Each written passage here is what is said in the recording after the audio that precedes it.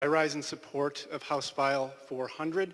I want to thank the author, Representative Olson, and Representative Baker, and to the Minnesotans here today. And as I've been listening to this debate, it seems there is a lot of agreement on this House floor that we absolutely have an opioid epidemic in Minnesota.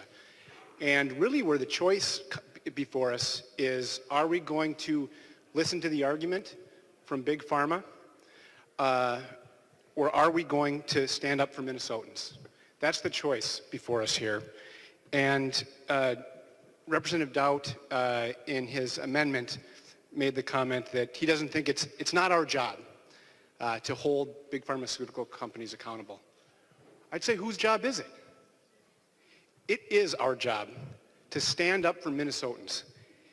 And I don't think Minnesotans buy the argument from Big Pharma that if we ask this sliver of their profits to participate in this solution, that is going to raise healthcare costs. And I'll tell you why Minnesotans are not going to take kindly to that argument is our drug companies are already gouging Minnesotans.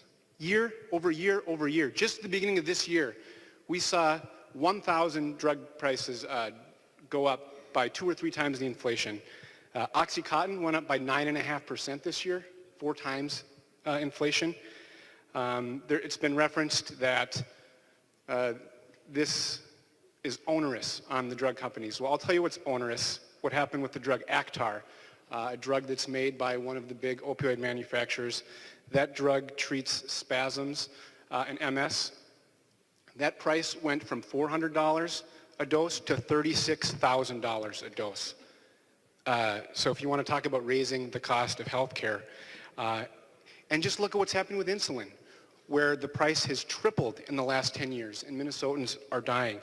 So I don't buy the argument that Big Pharma, we should be listening to Big Pharma's advice about what's going to raise the cost of health care, because they are doing it, and we need to stand up for Minnesotans. And of course, there's finger pointing. Big Pharma will point to other areas of the healthcare system and say, we're not responsible. And there are certainly many actors in a complicated healthcare system, that's true. But when you look at the dollars and cents, Representative Olson referenced this, we're talking about companies with billions and billions of dollars of revenue and hundreds of million dollars of profits, while our state and country have slipped into a public health crisis. And I just want us to just take a second to boil down this argument that we're hearing from Big Pharma.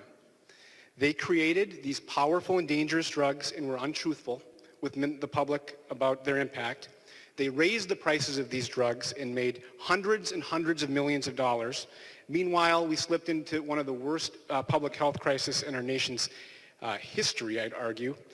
And then when we're asking them to contribute just a sliver of their profits, the argument is, well, we'll have to raise the prices on drugs, and we can't do that because, boy, right now, Minnesotans are forced to decide whether they're going to pay for their groceries or pay for their prescription drugs, so you better not raise the cost of prescription drugs. That argument would be laughable if it wasn't so offensive. The truth is, Big Pharma has made a killing off the pain and misfortune of Minnesotans. And we absolutely need to hold them accountable. For our communities that have been harmed, for Minnesotans that have lost loved ones, it is the right thing to do.